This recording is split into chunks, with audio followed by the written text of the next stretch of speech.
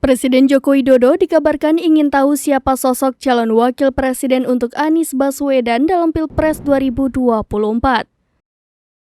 Pernyataan itu disampaikan Ketua Umum Partai Nasdem Surya Paloh usai dirinya bertemu dengan Presiden Jokowi di Istana Kepresidenan pada Senin 17 Juli 2023 kemarin malam.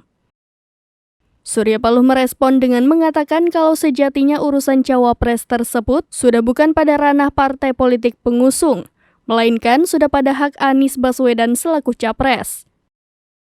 Dirinya juga menegaskan bahwa sejatinya yang paling mengetahui soal siapa sosok cawapres dari Koalisi Perubahan adalah Anies Baswedan. Sebab berdasarkan piagam kerja sama partai politik 3 partai yakni Nasdem, Demokrat, dan PKS, seluruhnya sudah memberikan mandat terkait cawapres kepada Anies.